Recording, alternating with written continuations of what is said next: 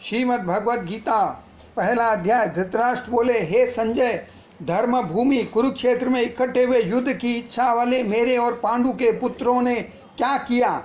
इस पर संजय बोले, उस समय राजा दुर्योधन ने व्यूह रचना युक्त पांडवों की सेना को देखकर और द्रोणाचार्य के पास जाकर यह वचन कहा, हे आचार्य, आपके बुद्धिमान शिष्य द्रुपद पुत्र धृष्टद्युम्न द्वारा व्यूहाकार खड़ी की हुई पांडु पुत्रों की इस बड़ी भारी सेना को देखिए।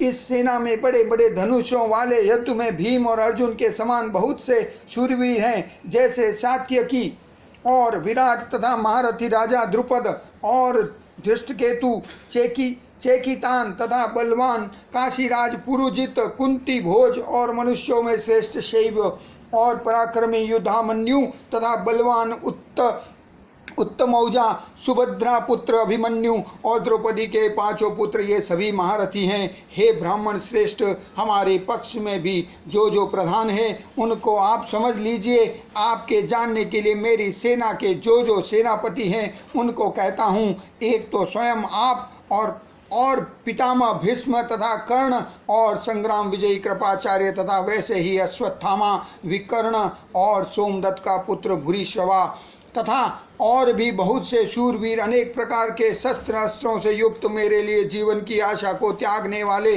सब के सब युद्ध में चतुर हैं। भीष्म पितामह द्वारा रक्षित हमारी वह सेना सब प्रकार से अजय है और भीम द्वारा रक्षित इन लोगों की यह सेना जीतने में सुगम है। इसलिए सब मोर्चों पर अपनी अपनी जगह स्थित रहते हुए आप लोग सब के सब ही निसंदेह भीष्म पितामह की ही सब ओर से रक्षा करें।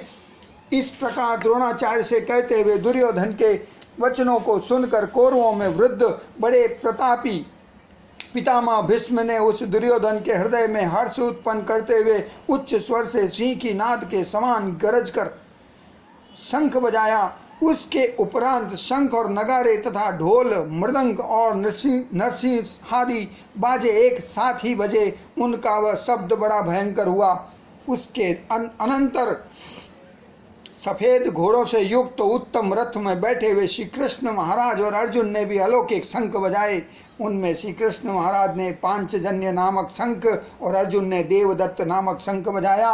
भयानक कर्म वाले भीमसेन ने पौंड्र नामक महाशंख बजाया। कुंती पुत्र राजा युधिष्ठिर ने अनंत विजय नामक शंख और नकुल तथा सहदेव ने सुघोष और मणिपुष्पक नाम वाले शंख बजाए।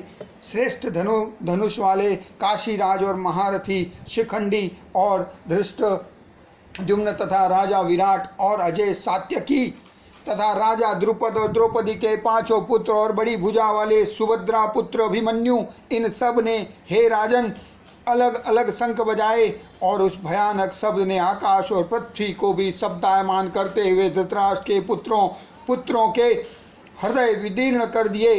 हे राजन, उसके उपरांत कपिध्वज अर्जुन ने खड़े हुए धृतराष्ट्र पुत्रों को देखकर उस शस्त्र चलने की तैयारी के समय धनुष उठाकर ऋषिकेश श्री कृष्ण महाराज से यह वचन कहा, हे अच्युत, मेरे रथ को दोनों सेनाओं के बीच में खड़ा करिए।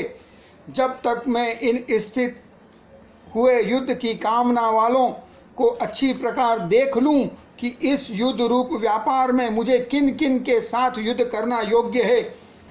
दुर्बुद्धि दुर्योधन का युद्ध में कल्याण चाहने वाले जो ये राजा लोग उस सेना में आए हैं, उन युद्ध करने वालों को मैं देखूंगा।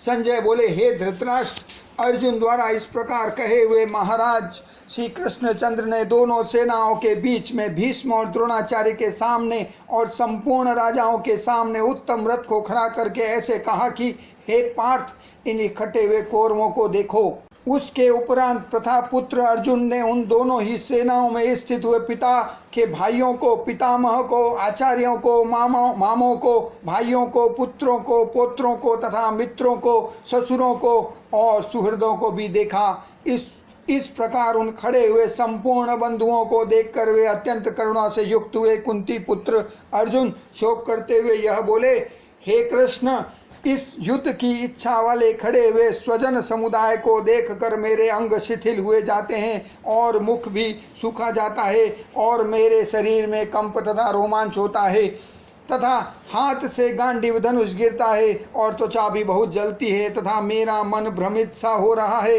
इसलिए मैं खड़ा रहने के भी समर्थ नहीं हूँ। हे केशव, लक्षणों को भी विपरीत ही देखता हूँ तथा युद्ध में अपने कुल को मार कर कल्याण भी नहीं देखता। हे कृष्ण, मैं विजय नहीं चाहता और राज्य तथा सुखों को भी नहीं चाहता। हे गोविंद, हमें राज्य से क्या प्रयोजन है अथवा भोगों से और जीवन से भी क्या प्रयोजन है, क्योंकि हमें जिनके लिए राज्य भोग और सुखाधिक इच्छित है वे ही यह सब धन और जीवन की आशा को त्याग कर युद्ध में खड़े हैं, जो कि गुरुजन, ताऊ, चाचे, लड़के और वैसे ही दादा, मामा, ससुर, पोते, साले तथा और भी संबंधी लोग हैं। इसलिए हे मधुसूदन, मुझे मारने पर भी अथवा 3 लोक के राज्य के लिए भी मैं इन सबको मारना नहीं चाहता। फिर पृथ्वी के लिए तो कहना ही क्या है। हे जनार्दन, धृतराष्ट्र के पुत्रों को मारकर भी हमें क्या प्रसन्नता होगी, इन आतताइयों को मारकर तो हमें पाप ही लगेगा। इससे हे माधव, अपने बांधव धृतराष्ट्र के पुत्रों को मारने के लिए हम योग्य नहीं हैं, क्योंकि अपने कुटुंब को मारकर हम कैसे सुखी होंगे।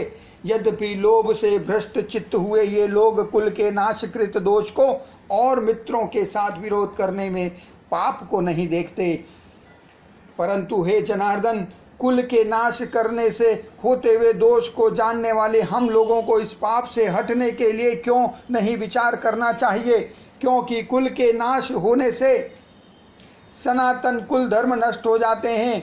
धर्म के नाश होने से संपूर्ण कुल को पाप भी बहुत दबा लेता है तथा हे कृष्ण, पाप के अधिक बढ़ जाने से कुल की स्त्रियां दूषित हो जाती है और हे वाष्णेय, स्त्रियों के दूषित होने पर वर्ण संकर उत्पन्न होता है और वह वर्ण संकर कुल घातियों और कुल को नरक में ले जाने के लिए ही होता है। लोप हुई पिंड और जल की क्रिया वाले इनके पितर लोग भी गिर जाते हैं और इन वर्ण संकर कारक दोषों से कुल घातियों के सनातन कुल धर्म और जाति धर्म नष्ट हो जाते हैं तथा हे जनार्दन, नष्ट हुए कुल धर्म वाले मनुष्यों का अनंत काल तक नरक में वास होता है, ऐसा हमने सुना है।